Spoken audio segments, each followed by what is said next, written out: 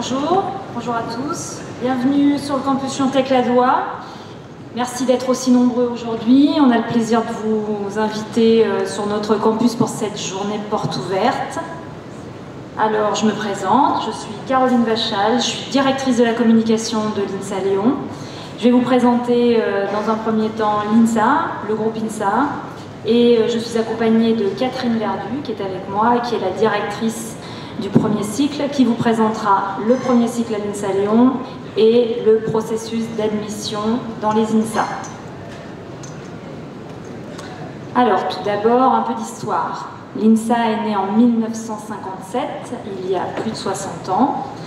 L'INSA a été fondée par un recteur et un philosophe, le recteur Jean Capel et le philosophe Gaston Verger, père de la prospective. Leur objectif était de créer une école d'un genre nouveau.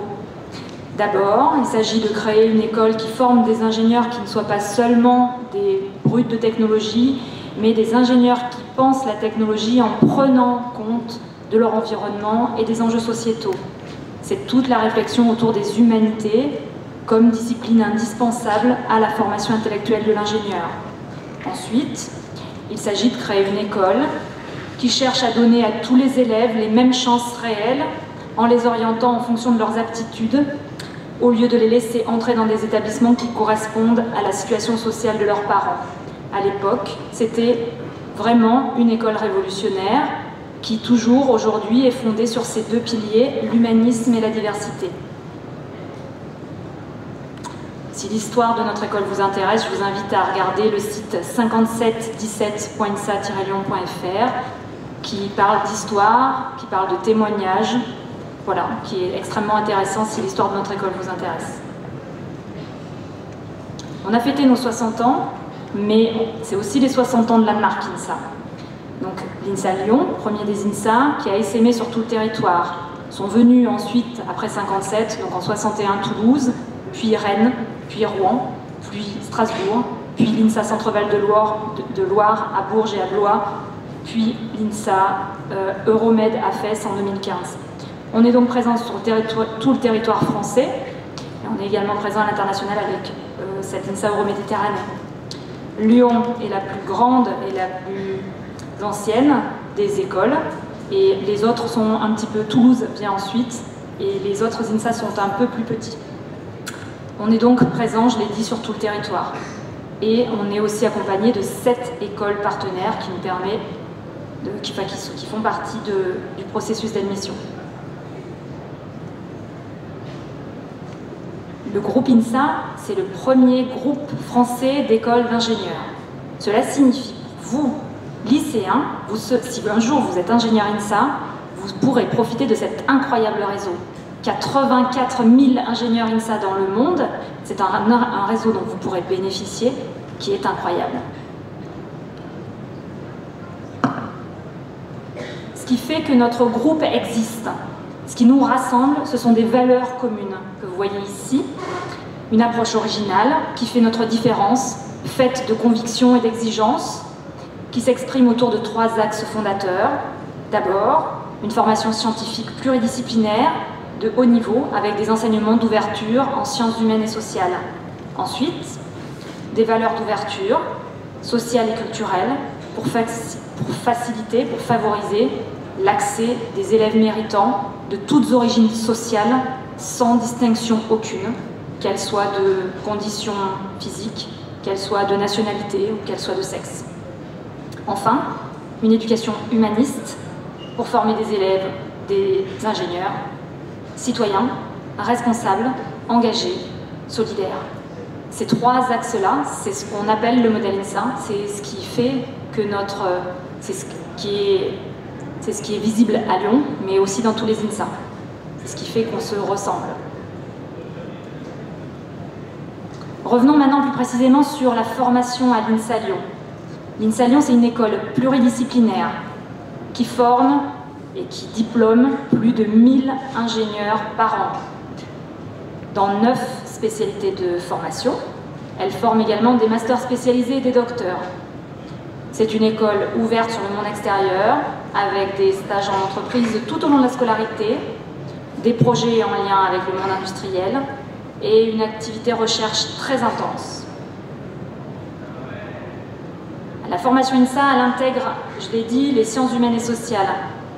Elle intègre la culture, le sport, les arts, l'interculturalité, le management, et on peut le voir avec notamment le Centre des Humanités, qui dispense des enseignements de langue, de communication, de sciences humaines, de management, et ça représente sur tout le cursus de la première à la 5e année 20% des enseignements. Nous avons également des filières internationales. Si vous êtes intéressé par ces filières, je vous invite à aller au forum juste à côté où vous pourrez rencontrer des professeurs, ils pourront vous en dire plus sur ces filières. Idem pour les sections arts-études, musique, danse, théâtre, arts plastiques. Des profs aussi, des enseignants sont aussi à côté à votre disposition pour vous présenter ces filières-là, qui sont donc accessibles, en tout cas pour musique en première année, pour les autres, accessibles à partir de la 2e année. Nous avons également une section sportive de haut niveau. Et enfin, alors la section sportive de haut niveau, je vais en dire un petit mot, c'est une section qui permet à de jeunes sportifs de qualité inscrits sur liste ministérielle de mener de front la poursuite de leur carrière sportive avec la préparation d'un diplôme d'ingénieur. Pour cela, le cursus est allongé et on aménage leur emploi du temps. Enfin, une filière étudiant-entrepreneur qui est disponible à partir de la 5e année et qui permet de mener à bien un projet de start-up. On a dans l'actualité quelqu'un qui a fait la section sportive de haut niveau et la filière étudiant-entrepreneur. J'espère que vous le reconnaîtrez. C'est François Gabard. François Gabard, il a fait l'INSA il y a plus de 10 ans, il est sorti il y a 10 ans, un peu plus de 10 ans, en 2007. Il a fait la section sportive de haut niveau, donc il a fait son cursus en 7 ans. Il a fait aussi la filière ingénieur-entreprendre. Et depuis quelques années, il gagne tout, il rafle tout. Donc il a gagné le Vendée Globe, la Route du Rhum, et récemment, vous en avez peut-être entendu parler dans la presse, il a réussi le tour du monde en solitaire en 42 jours et il a explosé le record de Thomas Covey. Bref, c'est un super INSA. L'INSA Lyon est une école qui est très tournée vers l'international. On a plus de 200 universités partenaires. Tous les élèves de l'INSA iront à l'étranger en mobilité, en échange notamment. Et nous accueillons régulièrement, tout au long des années, nous accueillons 30% d'élèves venant de l'étranger. Parce que l'international est incontournable. L'INSA Lyon, c'est aussi un centre de recherche internationalement reconnu, avec 23 laboratoires et avec de nombreuses équipes de recherche qui partagent et diffusent le résultat de leurs travaux auprès de la communauté scientifique. Chaque année, 150 thèses soutenues, 700 publications dans les meilleurs journaux scientifiques, 1500 communications internationales. L'INSA Lyon propose une chambre à tous les élèves qui souhaitent être hébergés sur le campus, 11 résidences réparties sur tout le campus, soit 3100 lits. Une place est réservée pour tous les élèves du premier cycle. Et c'est le principe du coturnage qui est appliqué, c'est-à-dire que vous serez à 2 par chambre. Et voici une chambre. Elle comporte un placard chacun, un bureau, plusieurs étagères, une kitchenette, une plaque de cuisson, un petit frigo. C'est simple, c'est spartiate, mais c'est efficace. Vous êtes hébergé sur le campus. Nous proposons le gîte et le couvert, avec 4 restaurants sur tout le campus, service assuré matin, midi et soir, du lundi au dimanche, et donc on sert quand même 1 million de repas par an. Alors la spécificité de notre école, c'est aussi la vie associative qui est extrêmement intense. Vous avez certainement croisé des élèves ingénieurs habillés en rouge avec le t-shirt du groupe INSA. Ce sont des élèves. Ce sont des élèves qui sont managés par le bureau des élèves, qui est le plus grand bureau des élèves de France. C'est eux qui, avec nous, ont aidé à coordonner cette journée. Alors, sachez-le que la plupart des élèves sont en plein partiel. Ils sont là, ils ont souhaité s'associer à nous. Et je les remercie spécialement. J'en vois un qui n'est pas très loin, tout au fond. Voilà, je remercie tout le bureau des élèves qui s'est investi avec nous sur cette journée. En tout cas, on a une vie intense toute l'année avec 130 associations étudiantes, qu'elles soient techniques ou qu'elles soient sportives ou qu'elles soient festives. On a beaucoup d'associations étudiantes. Et l'INSA est connue pour sa vie intense, associative intense. Je vais parler maintenant plus précisément de la formation d'ingénieur INSA. Alors, je vais vous parler de ce qu'est le métier d'ingénieur. Parce qu'en fait, lorsqu'on interroge des élèves qui rentrent à l'INSA, on se rend compte qu'ils ont une idée assez vague de ce qu'est un ingénieur. Donc je vous propose la définition de la CTI. La CTI, c'est la commission des titres d'ingénieur. C'est une commission indépendante qui habilite tous les établissements d'enseignement supérieur à délivrer un diplôme d'ingénieur reconnu par l'État. Donc la définition est la suivante. Et ce qu'il faut en retenir, c'est que le métier d'ingénieur est en constante évolution, dû au progrès scientifique et technique, à l'évolution des besoins de l'entreprise, à la diversification du marché de l'emploi et à la demande sociétale. Et l'activité s'exerce dans des secteurs diversifiés, souvent dans un contexte international. Et ce qu'il faut en retenir, c'est qu'un ingénieur doit avoir une solide culture scientifique et un ensemble de savoirs techniques, économiques et humains. Voici en résumé l'offre de formation. On intègre l'INSA avec un bac STI, un bac S ou un bac STI-STL. On peut aussi intégrer l'INSA directement en deuxième année ou en troisième année.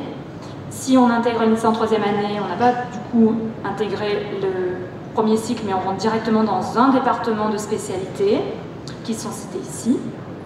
Donc on choisit une filière. Certaines sont disponibles en apprentissage, dont le génie mécanique, le génie électrique, l'informatique, la télécommunication. Je vous invite, pour plus de renseignements, à vous rendre au forum et à discuter directement avec les professeurs qui sont là. À la fin de la 5e année, l'ingénieur peut poursuivre en thèse pour avoir un diplôme de docteur, niveau Bac+8. Mais ce n'est pas obligatoire, l'ingénieur, après l'INSA, peut entrer sur le marché du travail. Le modèle de formation est pensé en continuum des enseignements sur 5 ans. Les types d'enseignement évoluent de la première à la 5e année. Le premier cycle, donc c'est les deux premières années, c'est des sciences fondamentales de maths, de physique. C'est des prérequis indispensables à tout ingénieur.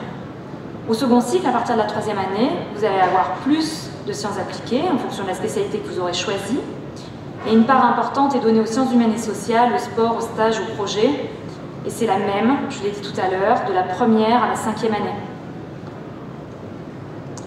À la sortie de l'INSA, les compétences de l'ingénieur INSA seront celles-ci. En quelques mots, l'ingénieur a une solide base scientifique, il maîtrise un champ scientifique, celui de la spécialité qu'il a choisi, il maîtrise les méthodes et outils de l'ingénieur, il s'adapte, il prend en compte les différents enjeux professionnels, il est prêt à travailler dans un contexte international et il a des valeurs humaines et citoyennes. Nos diplômés n'ont aucune difficulté à trouver un emploi. Voici les chiffres du placement 2017. On a interrogé les jeunes diplômés 2016. Plus de 93% des diplômés 2016 ont trouvé leur voie dans l'année qui suit l'obtention du diplôme. Plus de 50% ont même été recrutés avant même la fin de la diplomation, avant même la diplomation. Voilà, et ils trouvent assez rapidement, en un mois, un peu plus d'un mois. 50% de ces répondants-là ont trouvé un travail dans des entreprises au contexte internationaux. Donc pas forcément à l'international, mais dans des entreprises qui ouvrent à l'international. Et 96% des répondants recommanderaient l'INSA à leur famille, à leurs amis, pour deux choses particulièrement, la qualité de la formation et la vie étudiante. Et même si le marché de l'emploi est très favorable pour nos ingénieurs INSA, tous ne choisissent pas de travailler à la sortie de l'école. Certains, 20%, choisissent de poursuivre, soit en thèse, pour un doctorat, soit en master spécialisé.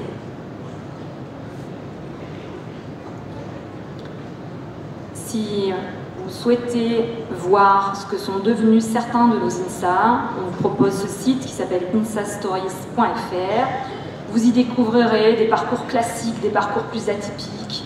Certains parcours sont même fabuleux. Nous avions des champions olympiques, des start-upers, des chercheurs, des PDG. Voilà, découvrez des histoires relatives à nos INSA, tous nos INSA. Et vous verrez ce qu'ils sont devenus et vous pourrez éventuellement savoir, imaginer ce que vous pouvez devenir. Je vais finir par une note extrêmement pragmatique avec les droits de la scolarité. Donc nous sommes une école publique. Donc pour venir à l'INSA, ça sera 610 € par an. Il faudra y ajouter la sécurité sociale et la médecine préventive. Les boursiers sont exonérés, c'est frais.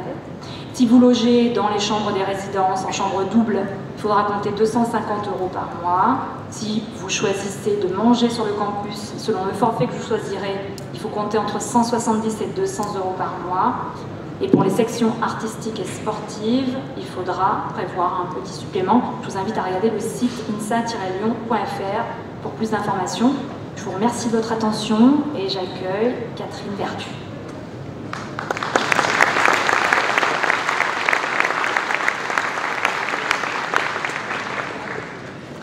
Donc, bonjour à tous, donc, je suis Catherine Verdu, la directrice du premier cycle, et donc ma présentation que je vais vous faire aujourd'hui, elle s'articule en deux temps. Dans un premier temps, je vais vous parler plus spécifiquement du premier cycle, donc des 2 premières années à l'INSA Lyon, avant le département de spécialité. Si vous avez des questions sur les départements de spécialité, je vous invite à passer de l'autre côté du mur et d'aller rencontrer les départements et de les interroger sur ce qu'ils font. Et la deuxième partie de ma présentation sera consacrée au processus d'admission et comment rentrer dans le groupe INSA, dans une école du groupe INSA.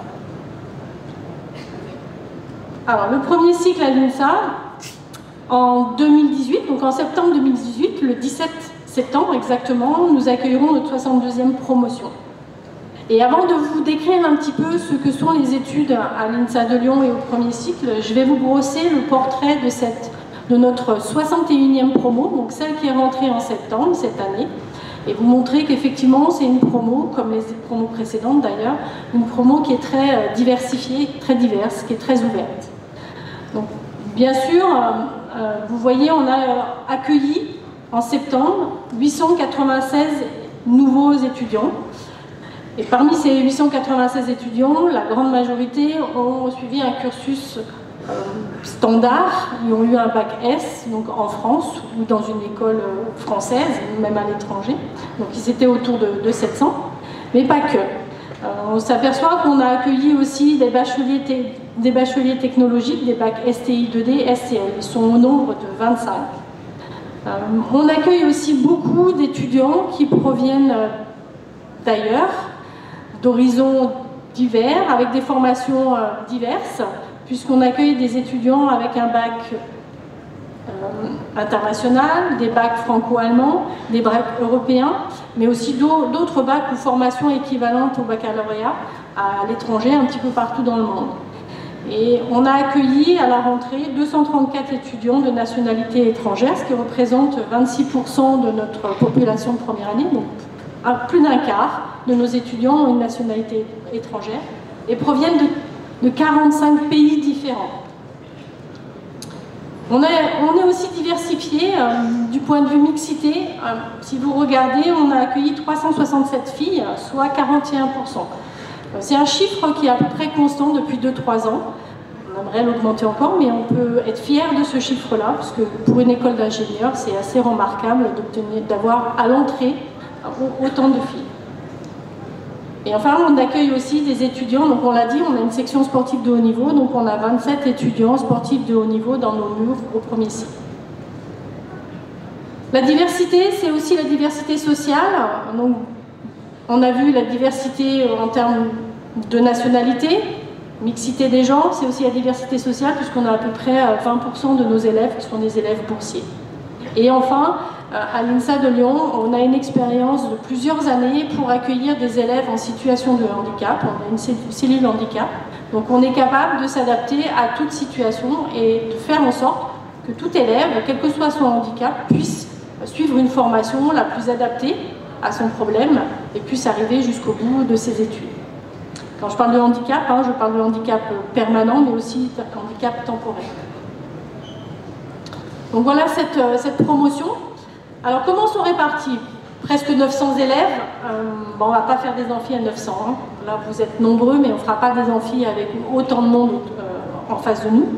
Donc on va diviser ces élèves, on va les inscrire dans des filières avec des parcours un peu différents.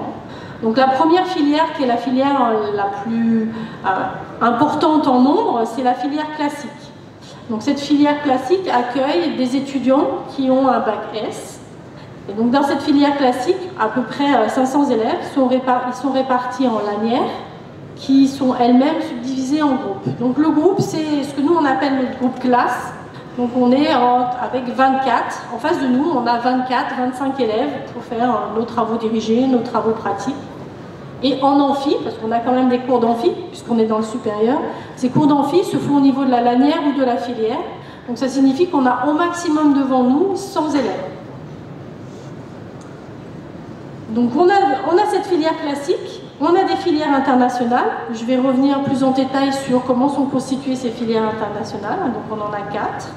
On a la filière sportive de haut niveau et on a la filière FAS, formation active en sciences, qui est la filière spécifique pour nos bacheliers STI 2D, STM. Dans la filière classique, j'ai oublié d'en parler, mais on vous l'a déjà évoqué dans la présentation précédente, on a des sections artistiques, donc on peut allier passion artistique et les études d'ingénieur, et donc on a des filières, des sections, art plastique études, théâtre études, danse études, musique études. Musique études étant accessible dès la première année, les autres étant ouvertes uniquement en deuxième année. Mais elles se poursuivent aussi dans le cursus ingénieur, bien sûr. Alors les filières internationales, on vous l'a dit, l'international c'est important. Beaucoup de nos étudiants, quand ils sortent dans le monde professionnel, à un moment donné de leur carrière, ils vont être amenés à travailler soit avec l'international, soit à l'international. Donc cette formation, dans notre formation, le côté interculturel international est important. Pour les étudiants qui sont particulièrement intéressés par le côté international et interculturel, on leur offre la possibilité d'intégrer des filières internationales qui sont composées pour moitié par des étudiants français avec un bac S, donc vous, peut-être, l'an prochain, en ayant postulé sur Parcoursup. Et pour l'autre moitié, ce sont des élèves étrangers qui proviennent d'une zone géographique du monde particulière. Donc pour Amerinsa, ce sont des étudiants latino-américains. Pour Asinsa, ce sont des étudiants asiatiques, principalement Chine et Vietnam. Et pour Rinsa, ce sont des étudiants européens. Dans ces 3 filières que je viens de citer, l'enseignement est fait en français. On verra les spécificités après de ces filières. On a une 4e filière qui est la filière SCAN, donc qui est notre filière anglophone, pour lesquelles les enseignements sont dispensés en anglais, la quasi-totalité des enseignements. Dans cette filière, on accueille aussi des étudiants étrangers, mais pas d'une zone géographique du monde particulière, mais ce sont plutôt des étudiants qui sont anglophones au départ et qui ont suivi un cursus plutôt de type anglo-saxon. Donc on va s'adapter à ce genre de public. Donc vous voyez, ces filières internationales, on a un taux important d'étrangers dans ces filières internationales. Mais dans la filière classique, on trouve aussi une population étrangère, puisqu'aujourd'hui, on a 10% de nos étudiants dans la filière classique qui ont une nationalité étrangère. Donc ce sont des étudiants qui sont francophones et qui n'ont pas de difficulté de français, et donc on peut intégrer naturellement dans la filière classique. Dans les filières internationales, tous nos élèves étrangers suivent du français langue étrangère qui leur permettent de progresser en français, de suivre les cours en français. Le qu'il n'y a pas dans la filière classique. Donc on met nos étudiants tout de suite, dès la première année, en contexte international, puisqu'ils partagent donc, dans les cours, dans les TD, dans les travaux pratiques, les projets, ils doivent travailler avec des étudiants de nationalités différentes. Donc ça leur permet de s'enrichir, de s'ouvrir au monde extérieur, de se développer personnellement. Et pour nous c'est important, puisque je vous l'ai dit, on doit former des ingénieurs qui soient capables de s'intégrer et de diriger, de manager des équipes internationales. Alors la formation au premier cycle. Alors je reviens, vous voyez, j'utilise le mot premier cycle. C'est important pour moi. Il y a un vocabulaire qui est utilisé, souvent je l'entends, dans les forums ou ailleurs, comme quoi l'INSA a une prépa intégrée. Donc je voudrais revenir sur ce terme-là, ce n'est pas une prépa intégrée. Notre formation, c'est bien une formation d'ingénieur dès le moment où vous rentrez à l'INSA. Vous êtes élève ingénieur dès la première année, dès les premiers instants. On ne prépare pas nos élèves au concours des écoles d'ingénieurs. Ils sont déjà dans une école d'ingénieurs et si tout va bien, ils sortiront avec un diplôme d'ingénieur. Donc la formation au premier cycle, malgré tout, reste une formation générale à tous les métiers d'ingénieur. Donc, Caroline a parlé du métier d'ingénieur, moi je dirais des métiers d'ingénieur, ils sont généralement pluriels. Donc il faut qu'on vous dispense une formation suffisamment générale pour que vous puissiez vous adapter à n'importe quel métier d'ingénieur. Donc c'est une formation de base scientifique et technique, bien évidemment, au départ, de haut niveau, on a un niveau d'exigence important, qui va vous permettre d'intégrer n'importe quel département de spécialité. Mais pas que, hein, on vous l'a dit, les enseignements d'humanité sont importants, donc dès la première année, vous allez avoir des enseignements d'humanité, de l'ordre de 20% de votre emploi du temps est consacré à ces enseignements d'humanité, mais aussi des enseignements d'ouverture, culturels, artistiques, linguistiques, interculturels, sportifs. Tous ces enseignements vont vous former à votre futur métier d'ingénieur. Alors le sport, on en a parlé, le sport est important chez nous. Il est obligatoire de la première à la 5e année. Vous aurez 2 heures de sport toutes les semaines. Et au-delà de la pratique sportive, ce qu'il faut bien voir, c'est que derrière le sport, il y a de vraies compétences qui sont travaillées. Donc il y a un vrai programme pédagogique. Et donc les compétences qui sont travaillées et évaluées en sport, ce sont des compétences intrapersonnelles, connaissance de soi, connaissance de ses limites, savoir repousser ses limites. Donc ça c'est important dans votre futur métier. Mais c'est aussi des connaissances interpersonnelles, connaissance de l'autre, être capable d'échanger dans le groupe, de travailler dans le groupe, de connaître les autres du groupe. Donc ça, vous verrez, ce sont aussi des compétences qui sont très importantes dans le monde professionnel. Tous ces enseignements doivent vous permettre évidemment d'être bon techniquement et scientifiquement, mais aussi favoriser votre développement personnel et votre ouverture d'esprit.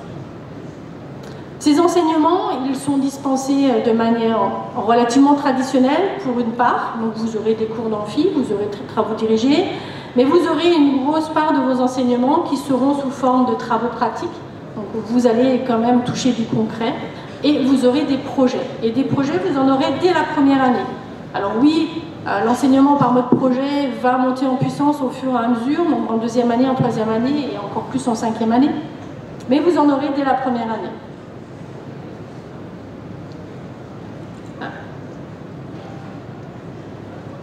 Alors pour cette formation générale, de première et de 2e année, on a un enseignement, on a ce qu'on appelle un socle commun qui est le même pour toutes les filières, quelle que soit la filière que vous intégrez.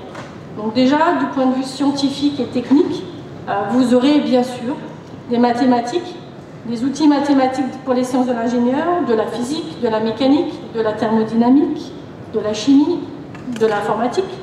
Vous aurez aussi des sciences de l'ingénieur, donc de la conception et de la production.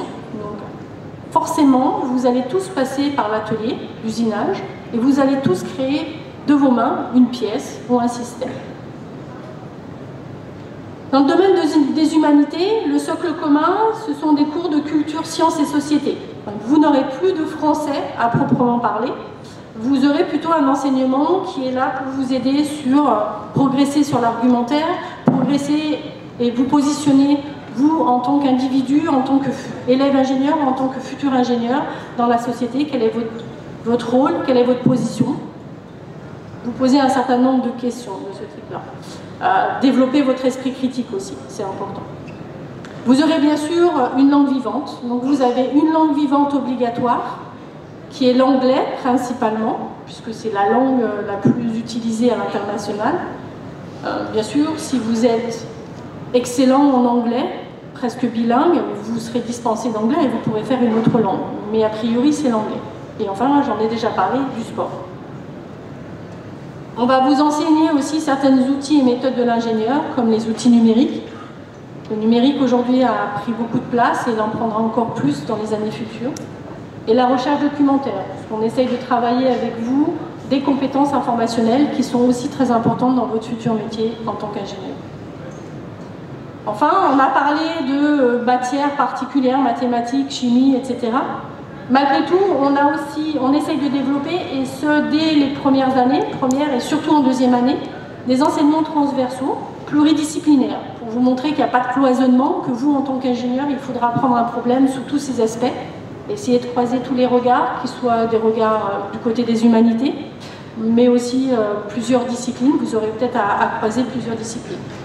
Et notamment, en deuxième année, il y a un projet pluridisciplinaire d'initiation à l'ingénierie, qui est un gros projet, puisqu'il correspond à 180 heures de face à face au deuxième semestre, donc 3 demi-journées par semestre que vous consacrez à ce projet, et où nos élèves ont à concevoir et fabriquer un objet réel ou virtuel.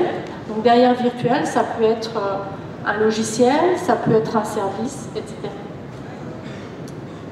Et enfin, on commence aussi la formation professionnelle, puisque dès la première année, vous allez avoir un stage en entreprise à faire, un stage de découverte de l'entreprise de 4 semaines, entre la première et la deuxième année. Donc tous ces enseignements sont communs à toutes les filières. Ça correspond à notre socle de base. Après, suivant les filières que vous allez intégrer, il y a quelques spécificités et des plus. Si vous intégrez les filières internationales, une filière internationale, il faut savoir que dans les filières internationales, qui met l'accent sur l'interculturalité et l'international, vous aurez à ce moment-là une ELV2 obligatoire à suivre, et ce, dès la première année. Vous aurez des cours d'interculturalité, de civilisation ou de culture étrangère. Pour le stage, vous allez bien sûr faire votre stage en entreprise, mais dans ce cas-là, ce stage doit, pour les Français, nécessairement se faire à l'étranger. Pas n'importe où. Pour les étudiants français qui sont en Amerinsa, le stage devra se faire en Amérique latine. En Asinsa, il devra se faire en Asie. En Orinsa, il devra se faire en Europe. Il n'y a que pour la filière SCAN, c'est plutôt des pays anglophones, mais il n'y a pas véritablement de zone géographique particulière. Vous pouvez le faire un petit peu partout. Donc ces enseignements et cette coloration plus forte sur l'international et cette formation plus importante à l'interculturalité est reconnue, et donc on vous inscrit automatiquement, si vous êtes dans cette filière à un diplôme d'établissement en parallèle du diplôme d'ingénieur. Vous suivez un diplôme d'établissement interculturel international, et si vous poursuivez dans cette voie après en département de spécialité, si vraiment vous continuez sur le champ international et interculturel, vous pourrez faire valoir, donc vous aurez validé un nombre de crédits suffisant, et vous pourrez faire valoir ce diplôme à l'extérieur. Donc c'est une reconnaissance de vos compétences supplémentaires par rapport aux autres en international et interculturel. Attention, hein, tout élève ingénieur a une formation à l'international et à l'interculturel. Ici, on met juste l'accent sur le fait qu'il y a un plus en étant passé par les filières internationales. Au premier cycle classique et en section sportive de haut niveau, il y a une spécificité aussi, c'est que vous avez un module de connaissance de l'entreprise et un cycle de conférences ingénieurs et sociétés est mis en place. Donc des conférences en première et des conférences en deuxième année. Pour la section sportive de haut niveau, l'autre spécificité, elle vient du sport. Donc déjà le fait que le premier cycle est aménagé en 3 ans au lieu de 2, ce qui permet d'avoir des semaines des semaines allégées, un emploi du temps allégé qui permet les entraînements et les compétitions. Et puis une option aussi autour du sport. Si vous intégrez les sections art-études, que ce soit musique-études ou les autres, vous avez bien sûr la formation commune à tout le monde, mais dans l'enseignement de culture, sciences et société, vous avez un accent plus fort, et en particulier, vous avez un cours de l'histoire de l'art. Un cours et des projets d'ailleurs, hein, c'est pas nécessairement un cours au tableau. Bien sûr, vous avez de la pratique artistique, et cette pratique artistique se fait avec des professionnels des arts, suivant l'art que vous avez choisi. Donc ça peut être des musiciens, ça peut être des danseurs, ça peut être au niveau du théâtre, etc. Si vous choisissez la section artistique, comme pour les filières internationales, on vous inscrit à un diplôme d'établissement art-études. Et effectivement, de la même manière que pour les filières internationales, si tout au long de vos cursus, vous poursuivez dans cette voie d'allier les arts et les sciences, On vous délivrera à la fin un diplôme d'établissement qui vous permettra de faire valoir vos compétences artistiques et en particulier vos compétences de créativité.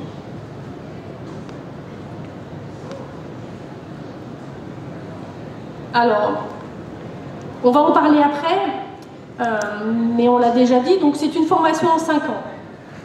On vous a admis à l'INSA, nous ce qu'on souhaite, c'est que tous nos élèves admis en première année puissent être diplômés en 5e année. On n'a pas de quota, hein, donc il n'y a pas de pourcentage fixé à l'avance de personnes qui passeront en département et qui seront diplômées. Non, nous on souhaite que tous nos élèves réussissent.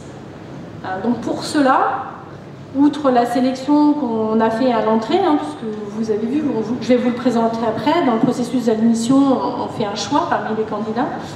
On met en place un certain nombre de dispositifs d'accompagnement et d'aide à la réussite pour tous nos élèves, et en particulier en première année. Donc ces dispositifs d'aide à la réussite, ils sont divers et variés, ils ne sont pas obligatoires, hein, ils sont bien sûr ouverts à tous les élèves volontaires, ou aux élèves qu'on a détectés en difficulté pour X raisons. Donc déjà, tous nos élèves sont suivis par un enseignant référent. Donc un enseignant référent, c'est un peu un professeur principal, si vous voulez. Il suit environ 100 élèves. En gros, c'est à l'échelle de l'amphi. Si nos élèves rencontrent des difficultés scolaires, donc là, vous avez plusieurs dispositifs nous avons plusieurs dispositifs pour les aider. On a déjà du soutien disciplinaire qui est réalisé, qui est animé par les enseignants. On a ensuite du tutorat passerelle. Donc le tutorat passerelle, c'est une aide apportée par les élèves en département de spécialité auprès de nos élèves de première année et de deuxième année qui rencontrent des difficultés en maths, principalement en maths et en physique. Donc c'est un suivi dès qu'on a détecté les élèves en difficulté, donc plutôt autour de novembre. Donc c'est un suivi quasi hebdomadaire. Les difficultés scolaires sont des fois simplement d'ordre méthodologique. Les exigences que l'on a dans le supérieur, la façon de travailler qu'on a dans le supérieur, et ce qu'on attend de vous est différente du lycée. Et parfois, un certain nombre de nos élèves ont quelques problèmes d'adaptation et à trouver les bonnes méthodes pour répondre à nos exigences. Donc on met en place des ateliers méthodologiques pour les aider à trouver leur méthode. Il n'y a pas une méthode recette, il n'y a pas une recette, hein, il n'y a pas une méthode, il y a plusieurs méthodes. Il faut trouver la sienne, celle qui permet d'aller vers la réussite. Ensuite, il y a d'autres problèmes qui peuvent arriver en première année. Donc des problèmes d'adaptation. On a des élèves qui proviennent des 4 coins de la France et qui proviennent des 4 coins du monde. Donc c'est pas toujours facile pour eux, ils sont loin de leur famille, loin de leurs amis. C'est un nouveau lieu, c'est un nouveau climat. Le climat, c'est important malgré tout. Donc on a des étudiants qui rencontrent des difficultés d'adaptation. Donc là, on met en place des accompagnements pour les aider à surmonter ces difficultés. Donc on a un service d'accompagnement personnalisé qui est constitué de 3 conseillères d'orientation psychologue, donc 2 qui sont spécialisés justement pour aider les élèves au niveau de l'adaptation, et une qui est plus pour la partie handicap, donc qui fait partie de la cellule handicap et qui mettra en place tous les accompagnements possibles et les aménagements qui permettront aux élèves en situation de handicap temporaire ou permanent de pouvoir poursuivre leurs études. Quand vous arrivez ici, pour un certain nombre d'entre vous, c'est un peu nouveau. Vous partez de chez vous, donc vous devez allier votre formation scientifique assez exigeante à l'INSA. Vous avez bien sûr la vie associative et le monde étudiant avec sa vie festive. Vous avez aussi parfois à gérer le quotidien, rien que votre lessive. Pour ceux qui ne rentrent pas tous les week-ends chez eux, ils ont à gérer leur linge, ils ont à gérer un certain nombre de choses. Et donc il faut trouver un équilibre entre tout cela. Et pour certains d'entre eux, c'est pas toujours facile au tout début de la première année. Donc on a aussi à leur disposition des ateliers de gestion du temps, des ateliers de gestion du stress, pour qu'ils apprennent à s'adapter à tout ce nouvel environnement, qu'ils trouvent le bon équilibre entre formation et vie personnelle. On ne va pas vous demander de vous arrêter de vivre, hein, loin de là. Bien sûr qu'on est exigeant du point de vue scientifique, mais on veut que vous continuiez à vivre et que vous trouviez le bon équilibre. Pour ceux qui ont des difficultés à se projeter sur le métier d'ingénieur, qui se posent des questions sur est-ce que je suis bien dans la bonne formation, on peut aussi les encadrer par des ingénieurs en activité, c'est ce qu'on appelle le mentorat ingénieur. Enfin, sur place, on a un service médical qui a des infirmières, un médecin et un médecin psychiatre, donc qui peut vous venir en aide si vous rencontrez des problèmes de santé. Et on a un service social pour toutes les difficultés personnelles, autres que médicales ou d'adaptation scolaire. Donc avec tous ces dispositifs d'accompagnement, on essaye d'amener le plus grand nombre de nos élèves à la réussite. Malgré tout, je vous donne les taux de réussite, donc vous voyez qu'on a quand même quelques échecs et qu'on n'a pas 100% de réussite pour plein de raisons différentes. Donc, globalement, on a 82% de nos élèves qui rentrent en première année, qui vont passer en deuxième année et qui vont finalement sortir avec un diplôme d'ingénieur. On a à peu près, ça dépend des années, 4 à 5% de nos élèves qui vont démissionner en cours d'année pour diverses raisons. La principale, c'est que souvent, ils sont rentrés à l'INSA sans vraiment comprendre ce qu'étaient les études à l'INSA et finalement, ils se rendent compte qu'ils se sont trompés, que ce n'est pas l'orientation qu'ils auraient voulu prendre. Donc on a des démissions, on a pas mal de démissions au premier semestre, ce qui leur permet au deuxième semestre de réintégrer le système supérieur sur des établissements qui font des rentrées décalées. Donc ça, c'est possible. Ensuite, on a, à la fin de l'année, on a donc des jurys et on va examiner tous les cas de tous les étudiants qui n'ont pas réussi totalement les exigences qu'on avait en début d'année. Donc dans ces cas-là, on va être amené à proposer soit un passage en deuxième année, soit un redoublement, soit une exclusion. Et principalement dans les étudiants qui sont en difficulté, pour diverses raisons, ou du moins qui ne respectent pas les exigences que l'on a, et donc qui visiblement ne sont pas bien dans la formation d'élèves ingénieurs. Généralement, on fait une exclusion, donc on a très peu de redoublement, de façon à ce que nos élèves puissent rebondir très vite et se réorienter très vite et trouver leur voie ailleurs qui leur correspond mieux. En deuxième année, le taux de réussite est plus important, 90%. Je vous l'ai dit, normalement, à l'issue de la première année, tous doivent arriver à passer en deuxième année, mais il y a les aléas de la vie et parfois c'est plus compliqué que ça.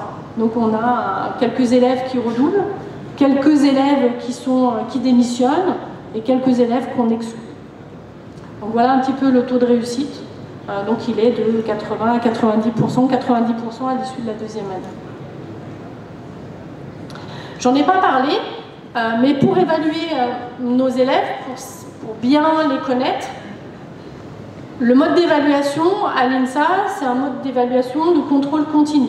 Donc nos élèves ont des évaluations toute l'année. Là, en ce moment, ils sont en évaluation, mais ils en ont eu depuis le mois d'octobre. Donc on démarre les premières évaluations en octobre. Ils en ont à peu près 1 à 2 par semaine sur quasiment toute l'année. Il y a juste au début du deuxième semestre où il y a encore pas grand-chose. Ces évaluations, elles sont de plusieurs types. Donc on va les évaluer sous forme d'évaluation écrite. Donc des évaluations écrites courtes, des évaluations écrites longues, des évaluations de synthèse. On aura aussi des évaluations orales, on aura des évaluations de projets, de travaux pratiques, donc de manipulation. On aura aussi des évaluations de type travail en autonomie ou travail personnel chez soi. Donc, on a énormément d'évaluations qui nous permettent de bien se rendre compte de nos élèves et de ne pas prononcer à la fin de l'année une exclusion pour quelqu'un qui normalement aurait pu poursuivre ses études ou se sentait bien chez nous. Donc je vous ai parlé un peu du premier cycle. Donc à l'issue de ce premier cycle, les élèves rentrent en département de spécialité. Mais là maintenant, je vais vous parler plutôt comment on rentre à l'INSA. Comment réussir à intégrer une école du groupe INSA. Donc le recrutement, c'est un recrutement groupe. Donc ça correspond, l'admission du groupe INSA, c'est un recrutement pour 14 établissements. Donc, comme l'a dit Caroline Vachal, c'est 7 INSA et 7 établissements partenaires. On peut intégrer une école du groupe à plusieurs niveaux, donc en première année, en deuxième année, en troisième année, même en quatrième année, mais là c'est plus une politique de groupe, de recrutement, c'est une politique d'établissement. En tout cas, pour le recrutement première, deuxième et troisième année, c'est un recrutement commun. On va recruter des étudiants qui ont un bac S ou un bac STI 2D STL. On va recruter des élèves, on l'a vu, des élèves étrangers qui ont une formation scientifique, bien évidemment, avec des jurys spécifiques. Là, ça ne sera pas sur Parcoursup. Et ensuite, on va étudier tous les dossiers. En première année, c'est vraiment un recrutement commun, je vais vraiment le détailler. Et puis en deuxième et troisième année, on a tout le temps des recrutements sur dossier, mais qui peuvent avoir des spécificités suivant les établissements, même si c'est un recrutement groupe. Alors, pour entrer en première année, vous allez bien sûr vous inscrire sur Parcoursup. Donc je vous rappelle le calendrier de Parcoursup. Parcoursup a ouvert le 22 janvier. Vous avez jusqu'au 13 mars pour émettre vos vœux d'établissement. Après le 13 mars, vous n'aurez plus de possibilité de rajouter des écoles. Donc il faut bien choisir vos vœux. Et je vais y revenir, 10 vœux. Ensuite, jusqu'au 31 mars, vous allez valider vos vœux d'établissement en saisissant vos notes et en donnant tous les documents que les établissements sur lesquels vous avez candidaté vont vous demander, ainsi que les droits de candidature, puisque vous savez, pour le groupe INSA en tout cas, vous avez des droits de candidature à verser. Après le 31 mars, il n'y a plus grand-chose qui se passe pour vous. C'est nous qui travaillons. C'est nous qui allons étudier toutes les candidatures et nous allons, à l'issue de cette étude, de ce traitement des candidatures, vous faire des propositions. Donc au 22 mai, puisque ça c'est le calendrier officiel. Donc au 22 mai, vous allez recevoir déjà les propositions par rapport aux 10 vœux que vous avez émis. Donc vous saurez si vous êtes admis dans certains établissements, si vous êtes en liste d'attente et si vous êtes refusé. Vous savez que vous avez 3 types de réponses. Un établissement peut vous faire 3 types de réponses. Oui, vous êtes admis. Oui, vous êtes en liste, mais vous êtes en liste d'attente. Et 2, non, vous êtes refusé dans cet établissement. À partir du 22 mai, vous allez avoir à faire des réponses, à émettre des réponses. Et donc nous, on va continuer à travailler, en particulier à appeler des candidats qui sont en liste d'attente. Donc vous allez avoir à suivre assez régulièrement ces propositions qui vous seront faites au fil de l'eau.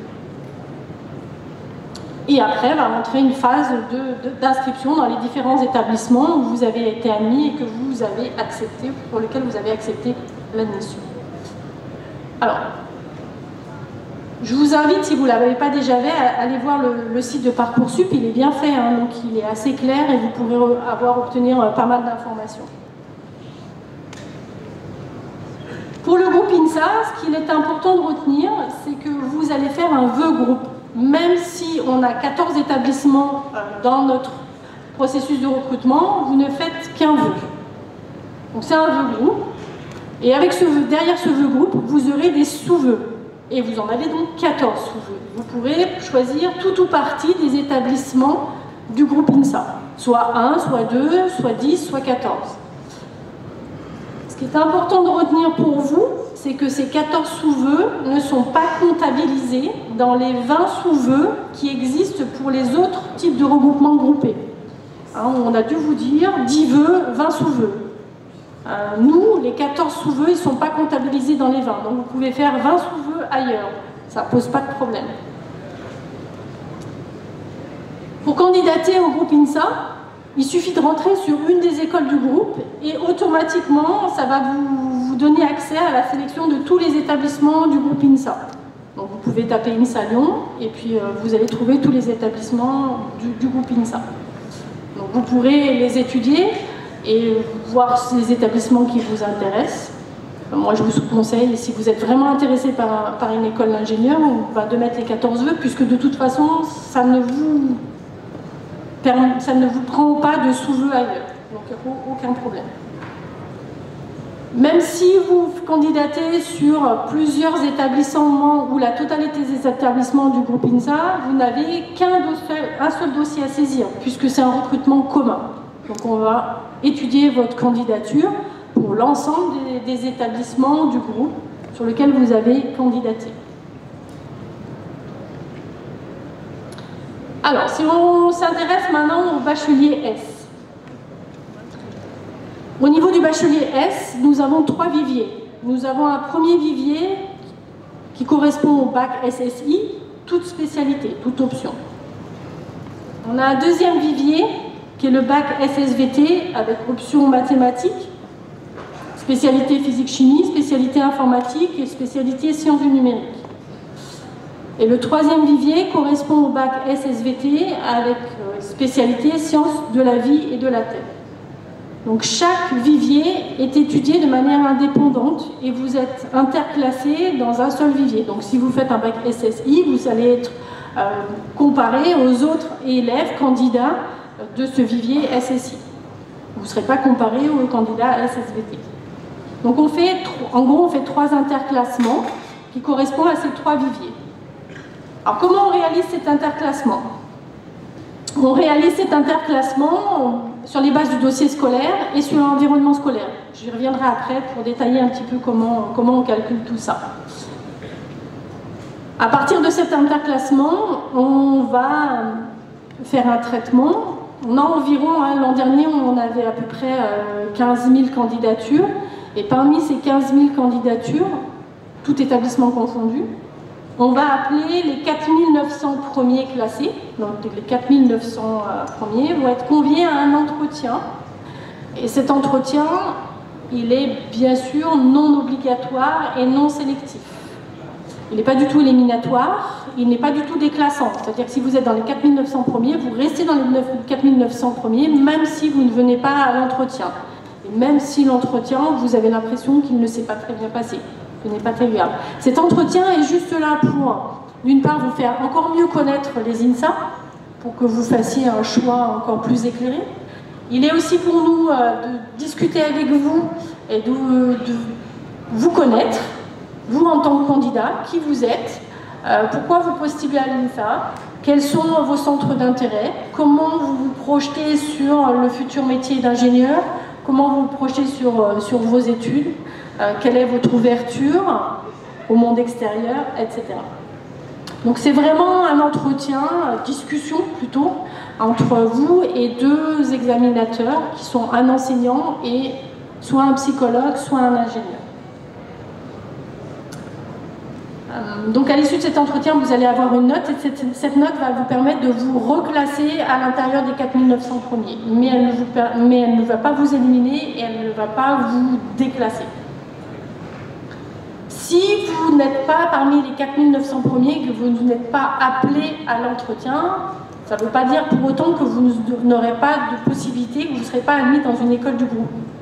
Bien sûr qu'on recrute au-delà de la 4900e place, et donc oui, même si vous n'êtes pas appelé à l'entretien, potentiellement vous serez admis dans un des établissements. Mais on ne peut pas vous assurer que vous serez admis dans l'établissement de votre choix. De la même manière, pour les 4900 premiers, on peut vous assurer que si vous êtes dans les 4900 premiers, il y a de fortes chances, de très fortes chances pour que vous soyez admis dans un des établissements du groupe INSA, dans la mesure où vous les avez tous cochés, vous avez bien mis les 14.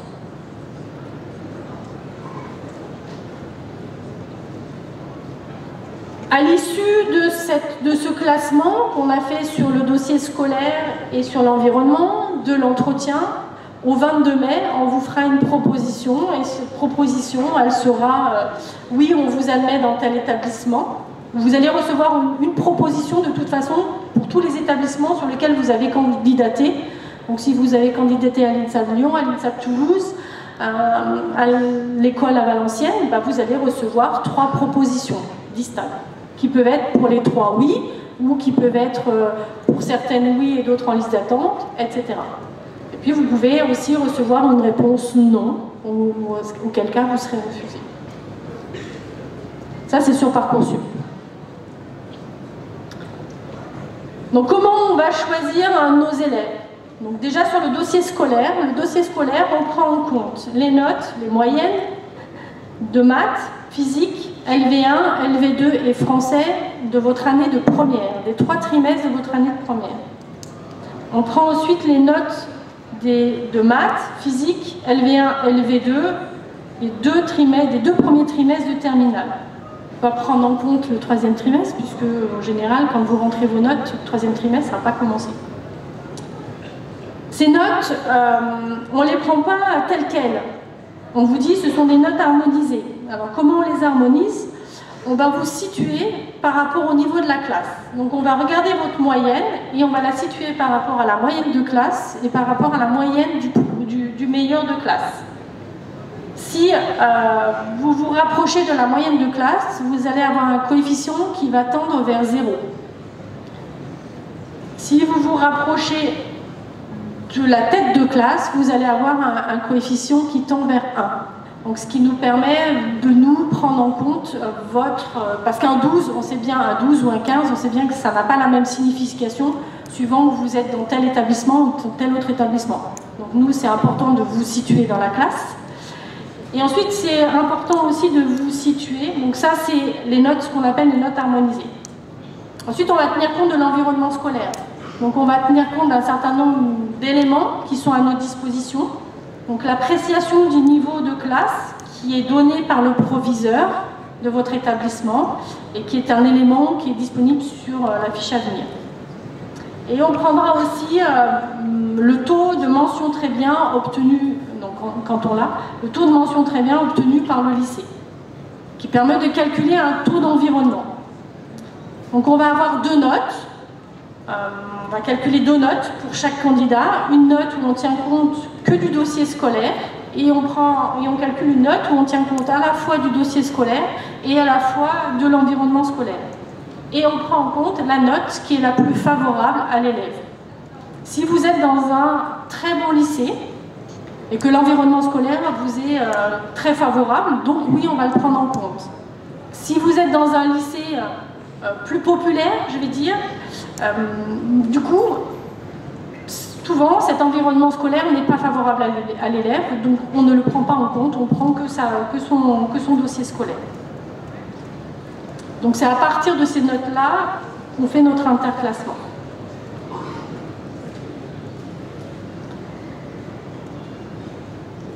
Quand vous allez sur Parcoursup, vous allez faire un vœu INSA, ensuite vous allez choisir un certain nombre d'établissements. En particulier, si vous faites INSA Lyon, si vous cochez INSA Lyon, vous allez voir que vous allez avoir une autre page. Alors exactement comment, je ne sais pas, parce que je ne suis pas encore allée sur Parcoursup. En tout cas, je n'ai pas de dossier type élève, donc je ne peux pas voir exactement ce que vous voyez vous. Mais vous aurez à vous positionner aussi sur les filières. En particulier, vous pourrez d'ores et déjà préciser si vous êtes intéressé par des filières internationales ou des sections à thème, donc les sections artistiques ou la section sportive de haut niveau. Donc dans ces filières, par exemple, vous voyez que ces filières internationales, dans les INSA, il y en a dans chaque INSA. Elles ne sont pas exactement les mêmes et il n'y a pas le même nombre. Donc dans les gros établissements comme l'INSA de Lyon et l'INSA de Toulouse, vous avez 4 filières internationales qui vous sont proposées. Dans les autres INSA, qui sont des établissements plus petits, il n'y a généralement qu'une seule filière internationale. Donc vous aurez à vous positionner sur ces filières si vous êtes intéressé ou pas, hein, vous n'êtes pas forcément intéressé. Et si vous êtes intéressé par ces filières internationales, il faudra les classer, nous dire celles qui vous intéressent le plus. De la même manière, vous pourrez vous positionner sur les sections à thème, donc art études. Vous voyez qu'à Lyon, musique études est accessible dès la première année, mais pas les autres. Ça ne veut pas dire qu'elles n'existent pas, elles existent, hein, mais elles sont accessibles uniquement en 2e année. Mais dans les autres établissements, les autres sections artistiques peuvent être ouvertes dès la première année. Donc c'est pareil, si vous êtes très intéressé par ces sections artistiques, il va falloir le mentionner et les classer. Pour la section sportive de haut niveau, là c'est un processus un peu particulier. Si vous êtes intéressé par cette section, de toute façon il faudra fournir un dossier sportif. Et donc il faut regarder sur le site des admissions pour savoir exactement ce qu'on vous demande en termes de dossier sportif. Pour les sportifs de haut niveau, on va bien sûr étudier le dossier scolaire. Donc vous êtes interclassé comme tous les autres élèves, comme tous les autres bacheliers. élèves de lycée, mais on regarde aussi le dossier, on évalue aussi votre dossier sportif. Et pour intégrer la filière sportive de haut niveau, il faut être soit sur liste ministérielle, soit éventuellement pour certains sports, avoir une appréciation de la fédération, être dans un centre sportif particulier. Mais ça, pour avoir plus de précision en fonction du sport et votre niveau sportif, il faut vous adresser directement à la section sportive de haut niveau, qui vous expliquera et qui vous dira ce qu'il en est pour votre cas individuel. Donc là, j'ai parlé du processus Bac S. Si vous êtes en STI 2D, STL, le processus est à peu près similaire, mais il y a quelques différences. Alors déjà, vous n'avez que 2 INSA qui vous sont ouverts. INSA Lyon, où il y a 24 places, INSA Toulouse, où vous avez 48 places. À Lyon et à Toulouse, on accueille les bacheliers STI 2D, toutes options. Les bacheliers STL sont accueillis uniquement à Lyon. Vous ne pouvez pas intégrer un autre ISA si vous êtes STL. Et dans ce cas-là, le dossier scolaire, donc on étudie le dossier scolaire un peu de la même manière que pour les bacs S.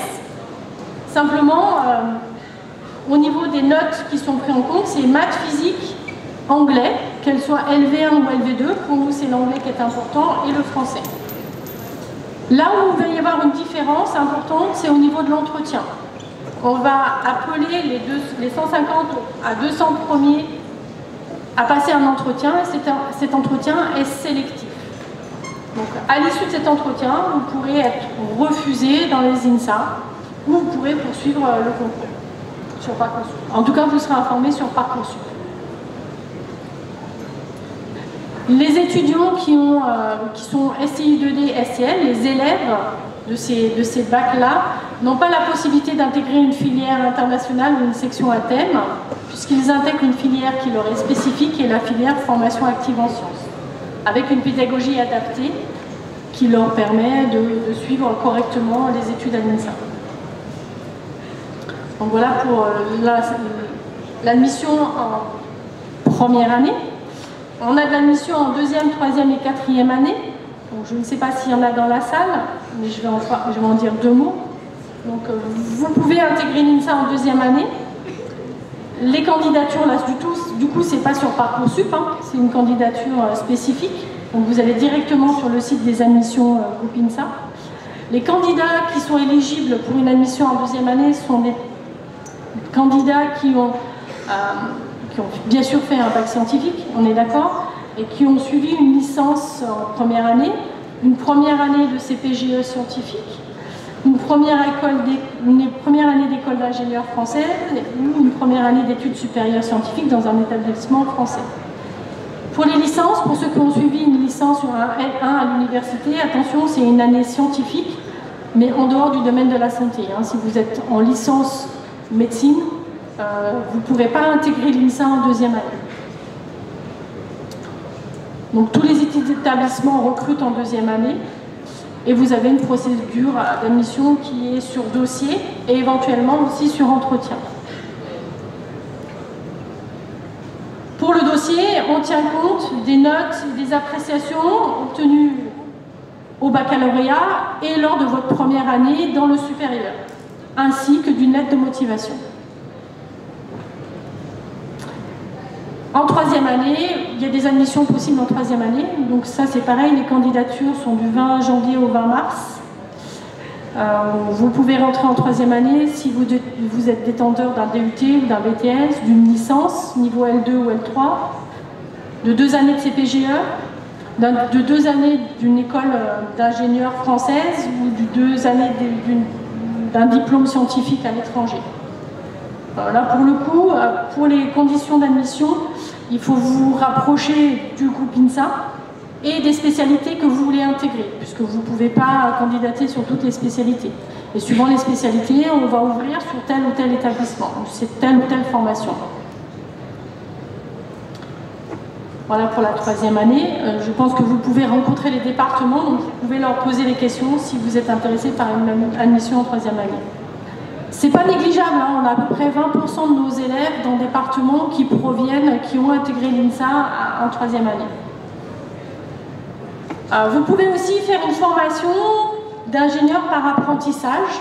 Donc là, le processus d'admission pour intégrer les filières par apprentissage, c'est principalement par la voie des admis en troisième année, donc après un DUT ou un BTS. Mais bien sûr, si vous avez fait le premier cycle, vous pouvez aussi intégrer ces filières par apprentissage si vous êtes intéressé par ce type de formation. Il n'y a pas de problème. Donc là, on vous donne un petit peu toutes les formations par apprentissage que vous pouvez trouver dans les différents INSA. Et vous pouvez aussi intégrer en quatrième année, donc là c'est plus anecdotique, mais c'est possible. Et là c'est vraiment des processus d'admission qui sont spécifiques à chaque établissement. Voilà, donc au niveau des différents niveaux d'admission, après dans le groupe, il y a quelques spécificités, et j'en parle puisque j'ai souvent des questions à ce niveau-là. C'est le diplôme d'ingénieur architecte. Donc il faut que vous sachiez que l'INSA de Strasbourg est le seul établissement, le seul INSA qui prépare, c'est même le seul établissement en France qui peut former et diplômer à la fois des architectes et des ingénieurs. Et donc si vous voulez vraiment être ingénieur architecte, c'est vraiment l'établissement le plus adapté pour ça. Si vous êtes intéressé par cette formation, je vous invite à aller voir le site des admissions et de vous renseigner auprès de l'INSA de Strasbourg. Et sachez que vous pouvez être ingénieur architecte de deux manières différentes, soit en faisant un cursus en 6 ans, avec soit un niveau licence côté ingénieur, soit un niveau licence côté architecture, soit carrément faire un double cursus et avoir vraiment les deux diplômes, architecte et ingénieur, en 7 ans. Si vous êtes intéressé par ce double cursus et pas passer par l'INSA Strasbourg, vous pouvez aussi avoir un double diplôme ingénieur architecte en étant à Lyon, Toulouse et Rennes. Mais dans ce cas-là, ce sont des partenariats avec les écoles d'architecture qui sont dans ces villes. Donc nous, on a un partenariat avec l'ENSA de Lyon. Et donc nos élèves qui sont intéressés par ce double diplôme vont suivre des enseignements, rallongent un peu leur formation, ils vont suivre des enseignements à l'école d'architecture. Et inversement, on reçoit des élèves architectes qui viennent suivre des modules d'ingénierie chez nous. Donc ils auront, pareil, un double diplôme. Vous pouvez aussi intégrer, l'autre spécificité, c'est l'intégration d'un INSA international, Euroméditerranée à Fès au Maroc. Attention, si vous voulez intégrer cette INSA-là, sachez que les frais ce n'est pas une école publique pour le coup, et donc les frais sont plus conséquents que ceux des INSA ici en France. Mais il existe des bourses, bourses du mérite, bourses d'excellence. Et enfin, la troisième spécificité, c'est le diplôme d'état de paysagiste qui est délivré par l'INSA Centre Val de Loire, qui est un cursus en 5 ans après le baccalauréat. Mais attention, pour faire ce diplôme-là, c'est une candidature indépendante du groupe INSA sur Parcoursup, si vous êtes intéressé par ce genre de formation. Donc voilà, je vous invite à aller sur le site des admissions, vous pourrez trouver plein d'informations complémentaires. Vous pourrez aussi leur poser des questions, soit par mail, soit par téléphone, ils vous répondront. Peut-être pas de manière instantanée, mais ils vous répondront. Et puis moi maintenant, je peux répondre à toutes les questions s'il y en a encore quelques-unes.